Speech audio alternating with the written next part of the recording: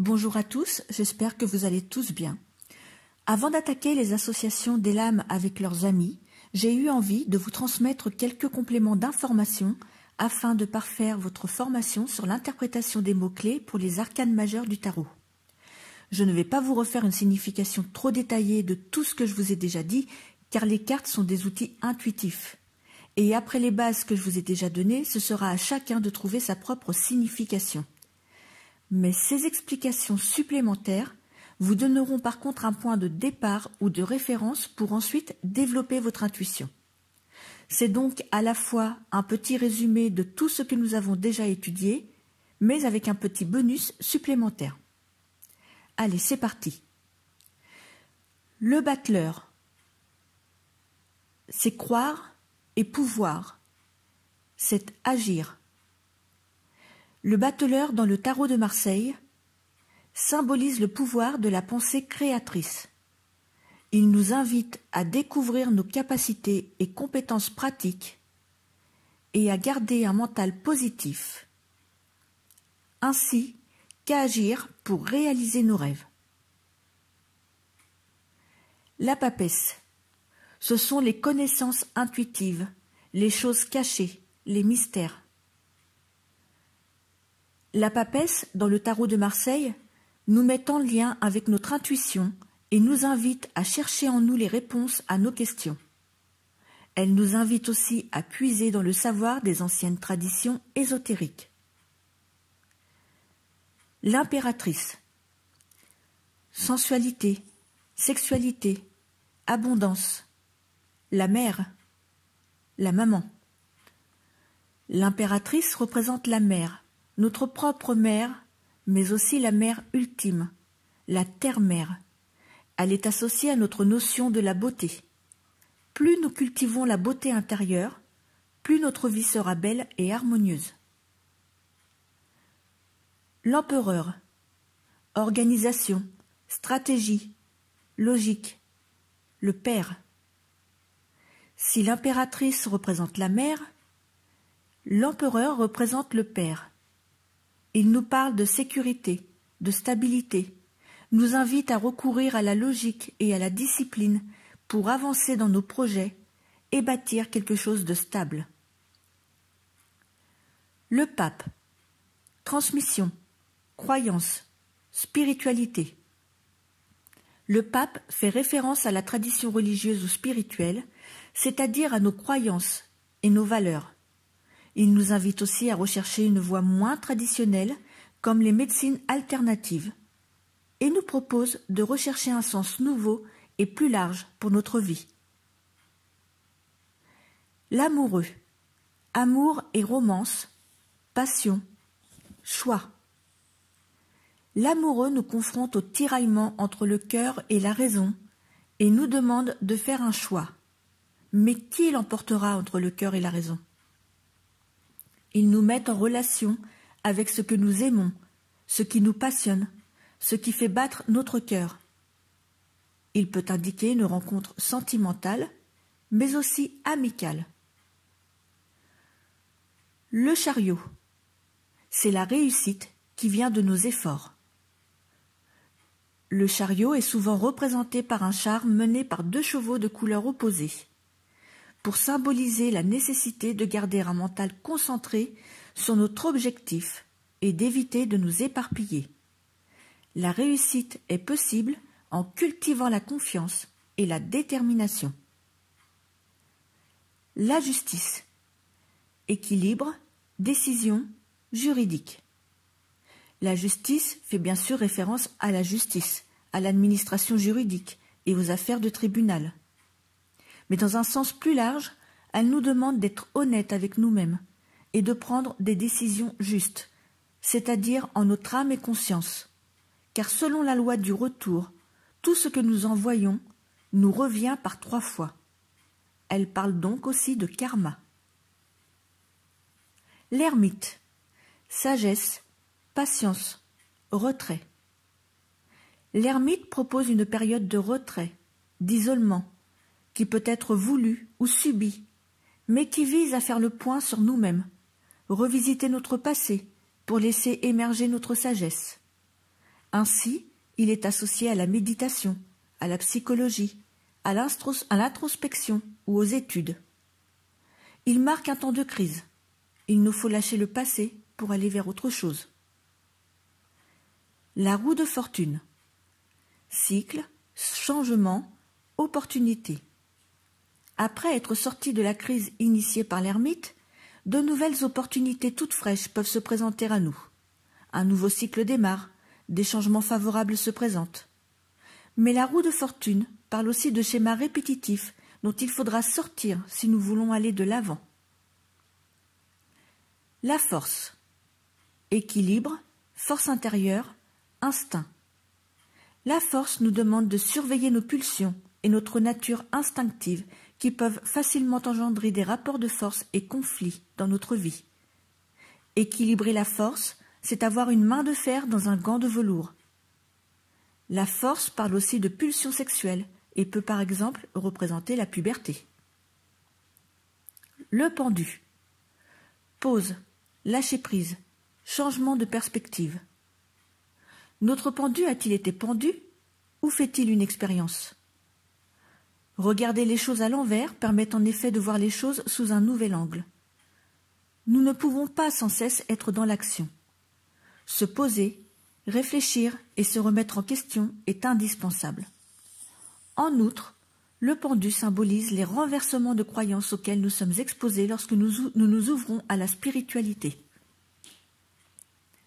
L'arcane sans nom. Fin, transformation, renaissance.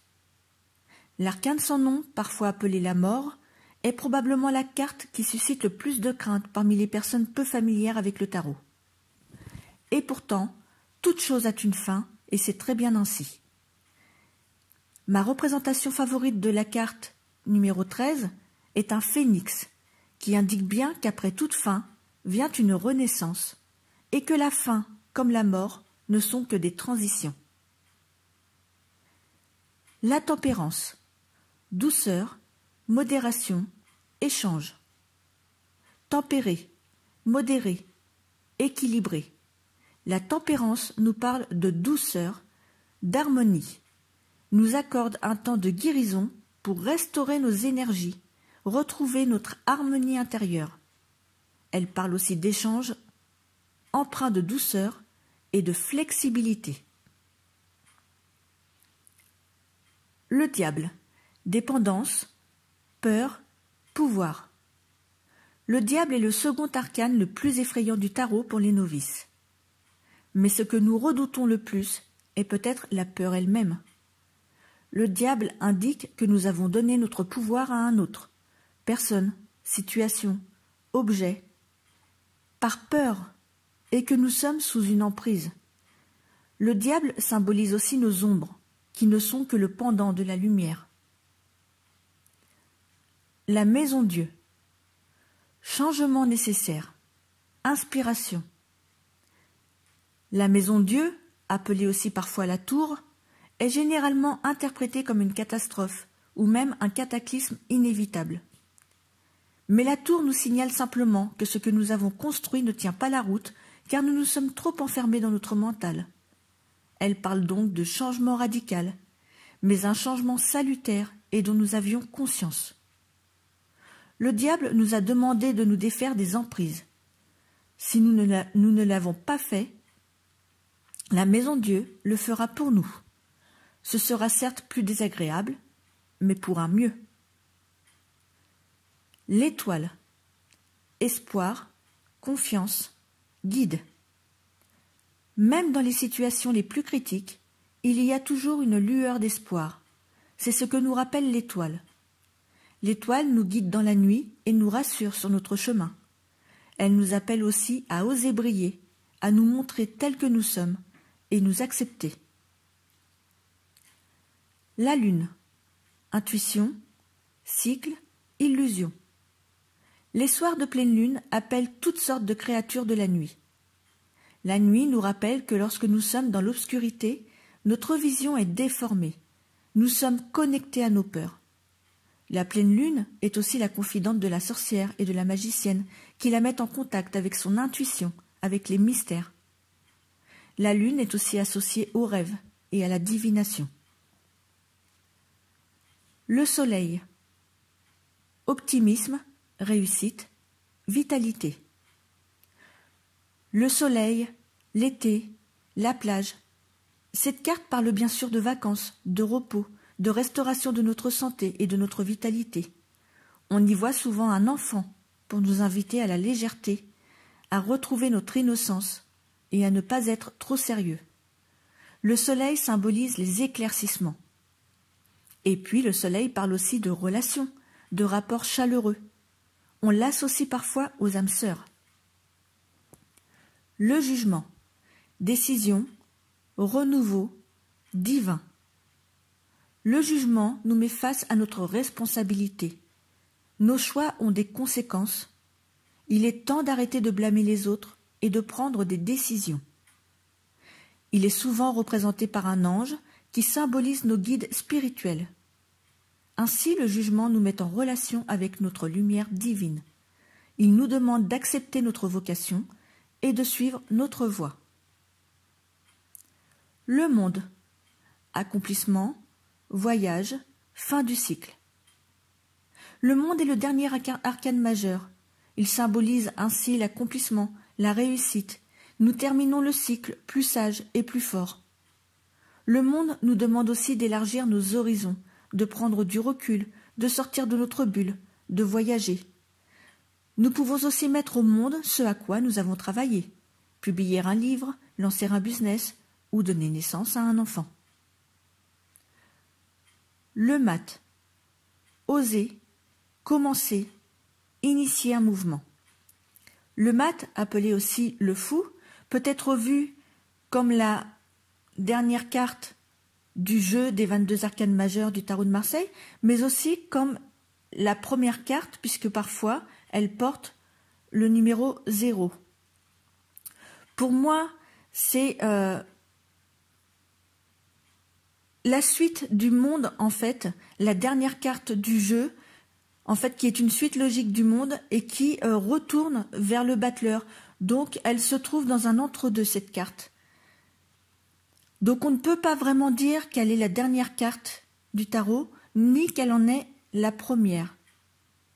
Dans tous les cas, le mat ou le fou est un rêveur, donc qui peut nous parler de démarrage ou de potentiel non encore manifesté. Dans tous les cas, il nous invite à oser partir à la conquête de nos rêves et à découvrir qui nous sommes réellement. En conclusion, il ne faut jamais que vous oubliez que le tarot n'a pas le pouvoir d'influencer les événements.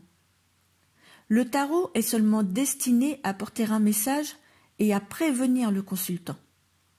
Celui-ci est maître de son destin, car en étant informé des influences qui l'entourent, il pourra, en toute connaissance de cause, et avec son libre arbitre, décider de son avenir.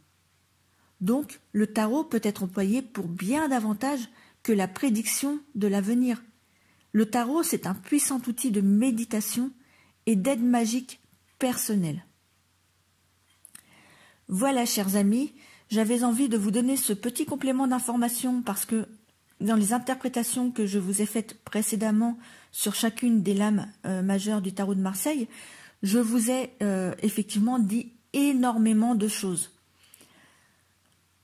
C'est très difficile de dire tout ce qu'on a envie de dire parce que en fait il y en aurait encore tellement à dire sur ce tarot de Marseille.